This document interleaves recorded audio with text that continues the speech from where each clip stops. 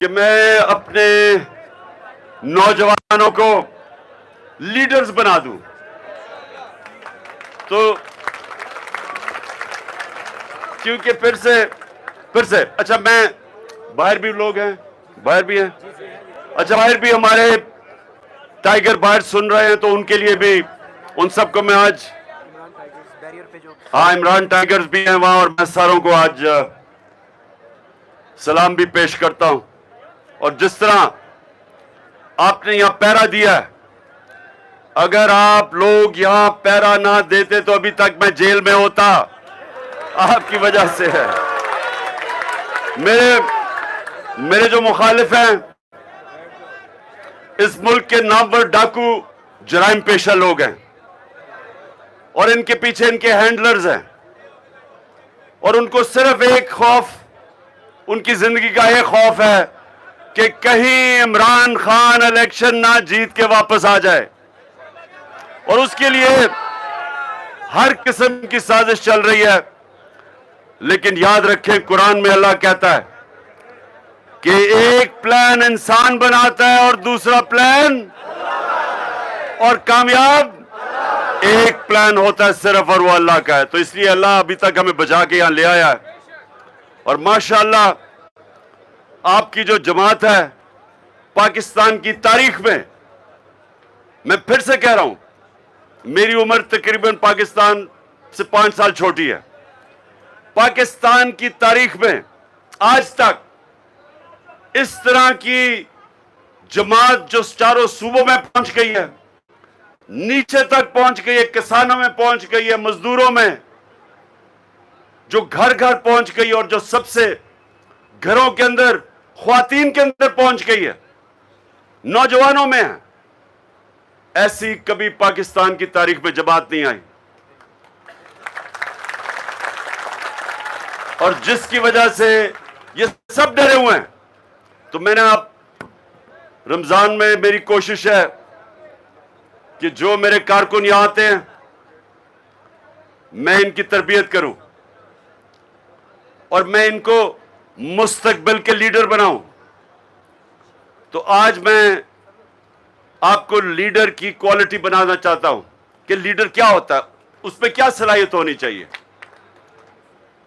تو سب سے دنیا کی تاریخ کا عظیم لیڈر کون تھا؟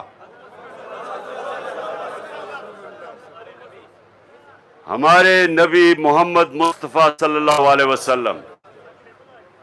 دنیا کی جب بھی لیڈرشپ کے اوپر کتاب لکھتے ہیں کہ کس نے سب سے زیادہ، کس کے کارنامے سب سے زیادہ تھے، تو کسی انسان، کسی لیڈر کے وہ کارنامے نہیں تھے، چاہے آپ مسلمان ہو یا نہ ہو، جو میرے نبی صلی اللہ علیہ وسلم کے تھے. ایک کتاب لکھی گئی 100 گریٹسٹ مین، دنیا کے 100 عظیم انسان، اس میں نمبر 1 ہمارے نبی تھے. انگریز نے لکھی تھی، کیونکہ جو صلاحیتیں ان میں تھی کسی اور دنیا کے لیڈر میں نہیں تھی. تو اب میں آپ کو بتانا چاہتا ہوں وہ صلاحیتیں کیا تھی. سب سے پہلے لیڈر کے کیریکٹر ہونا چاہیے. اگر لیڈر کا کیریکٹر نہیں ہے وہ لیڈر نہیں بن سکتا. ڈنڈے مار کے وہ لوگوں کو عزت نہیں کروا سکتا. اپنی عزت آتی ہے اس کے کیریکٹر سے، اور وہ کیریکٹر 2 چیزوں کے اوپر بیس ہوتا ہے، صادق اور امین. نبوت سے پہلے میرے نبی کو سب صادق اور امین کہتے تھے، اور ہر مسئلہ جب لوگ حل کرنا چاہتے تھے تو ان کے پاس جاتے تھے، کیونکہ ان کو پتا تھا وہ سچے بھی ہیں اور امانت دار بھی ہیں. یہ 2 کوالٹیز سب کے، اگر آپ اپنی عزت کروانا چاہتے ہیں، یہ 2 چیزیں اپنے اندر ڈال لیں. آسان نہیں ہے، سچ بولنا آسان نہیں ہے. ظالم کے سامنے سچ بولنا آسان نہیں ہے. سچ آپ کو طاقت دیتا ہے، کیونکہ اللہ الحق ہے، اللہ سچ ہے. جب آپ سچ بولتے ہیں وہ آپ کے ساتھ آ کے کھڑا ہو جاتا ہے.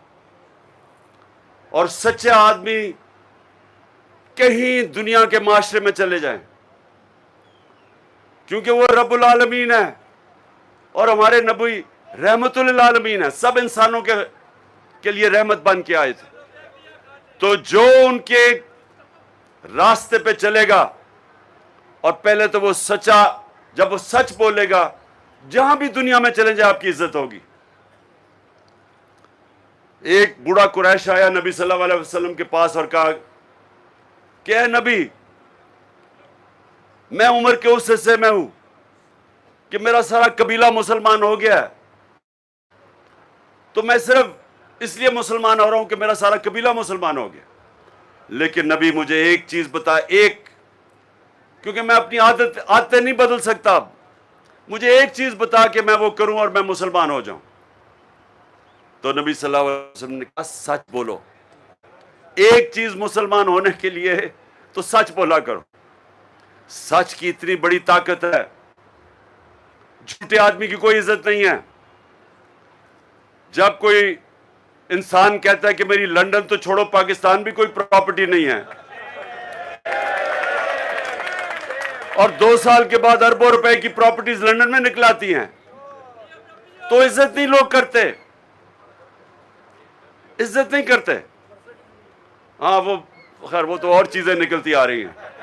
लेकिन सुने सुने सुने सुने, हम उधर नहीं जा रहे। मैं जो आपको कह रहा हूं कि पहले तो सच की ताकत पहचाने। सच, एक गैरतमंद आदमी क्यों सच बोलता है? अगर उसका झूठ पकड़ा जाए तो वो जलील हो जाता है। तो अगर गैरत होगी तो जलील होगा, बेगैरत तो जलील ही नहीं होगा। गैरतमंद आदमी, सुने सुने,